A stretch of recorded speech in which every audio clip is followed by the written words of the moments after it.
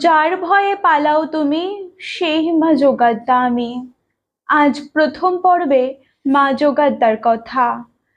৫১ পীঠের এক অন্যতম পীঠ এই যোগাদ্দা শক্তিপীঠ। এখানে দেবী সতীর ডান পায়ের বৃদ্ধাঙ্গুলি পতিত হয়েছে। রক্ষাকারী ভৈরব হলেন ক্ষীরখণ্ডক। পূর্ব বর্ধমান জেলার মঙ্গলকোট থানার ক্ষীরগ্রামে এই জাগ্রত শক্তিপীঠের অবস্থান। রায়গুণাকর ভারতচন্দ্র তাঁর অন্নদামঙ্গল কাব্যে লিখেছেন, ক্ষীরগ্রামে ডানি পার অঙ্গুষ্ঠ বৈভব, যোগাদ্দা দেবতা ক্ষীরখণ্ড ভৈরব। এই পীঠকে কেন্দ্র করে নানান অলৌকিক কাহিনী ছড়িয়ে আছে। মা তাঁর অপার মহিমায় যুগ যুগ ধরে বিরাজ করছেন এখানে। কথিত আছে, মহিরাবণকে বধ করে হনুমান যখন ফিরছিলেন, তখন মহিরাবণের আরাধ্যা দেবী ভদ্রকালী তাদের সঙ্গে ভুলোকে ফিরে আসার ইচ্ছা প্রকাশ করেন। স্বয়ং হনুমানের কাঁধে চেপে দেবী উঠে এলেন এই ক্ষীরগ্রামে। এই বিষয়ে শ্রীপাঠ শ্রীখণ্ড নিবাস পণ্ডিত রঘুনন্দন গোস্বামী পরম ভাগবতে লিখেছেন, পাতাল হইতে হনু গমন করিল, ক্ষীরগ্রামে আসি তথা দেবীর স্থাপিল।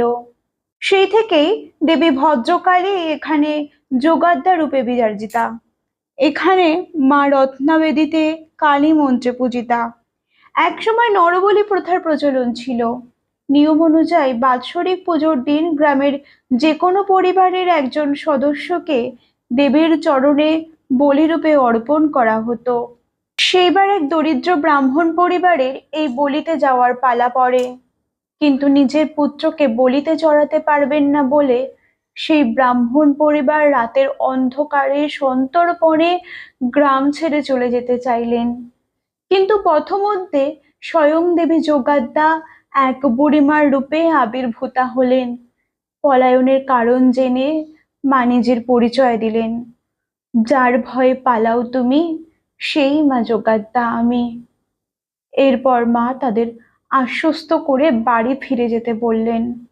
সেই রাতেই রাজাকে স্বপ্নাদেশে নরবলির পরিবর্তে মহিষ বলি শুরু করার আদেশ দিলেন। দেবী হয়ে উঠলেন মহিষ মর্দিনী। আজও সেই নিয়ম অখণ্ডিত রয়েছে। মায়ের বসবাস ক্ষীরদিঘির জলে। আরো একটি কাহিনীতে জানা যায়, মা তাঁর পূজারী ব্রাহ্মণের কন্যারূপে এক শাঁখারির কাছে শাঁখা পড়েছিলেন।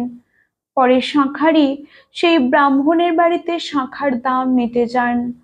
তখন জানতে পারেন যে ব্রাহ্মণের কোনো কন্যাই নেই। তাহলে পুকুর ঘাটের মেয়েটি কে ছিল?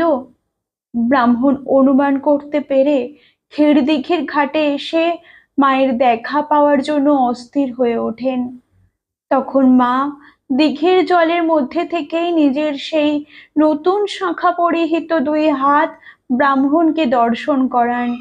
এই ঘটনায় বোঝা যায়, শুধু বিগ্রহ রূপেই নয়, মা স্বয়ং ওই ক্ষীরদিঘিতে অবস্থান করেন। আনুমানিক 1500 খ্রিস্টাব্দ থেকে এখানে পুজো চলছে।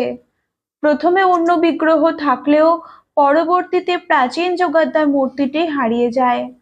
তখন মহারাজ কীর্তিচন্দ্র দাঁইহাটের ভাস্কর নবীনচন্দ্রকে দিয়ে পুরাতন মূর্তির আদলে নতুন মূর্তি তৈরি করান। সেই মতো তৈরি হয় দশভুজা মহিষ মর্দিনীর মূর্তি। পরে ক্ষীরদিঘির সংস্কার করতে গিয়ে হারিয়ে যাওয়া সেই পুরনো যোগাদ্দা মূর্তিটি পাওয়া যায়। দেবীর পাথরের মূর্তি সারা বছর ক্ষীরদিঘির জলে থাকে।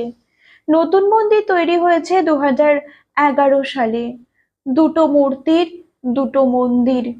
একটি মূর্তি সারা বছর মন্দিরেই থাকে, অন্য মূর্তিটিকে বৈশাখ মাসের শেষ দিনে জল থেকে তুলে মূল মন্দিরে রাখা হয়। সেই দেবীর বাৎসরিক পুজো হয়। এই দিনেই দেবীকে দর্শন বা স্পর্শ করা যায়। সঙ্গে বসে বিরাট মেলা। দীপাবলির রাতে দেবী যোগাদ্দার মহাভোগে দেওয়া হয় দেবী কালীকে। সারা বছর ভক্তদের ভিড় জমে এই শক্তিপীঠে। মা যোগাদ্দা সকলের মনস্কামনা পূরণ করেন। জয় মা।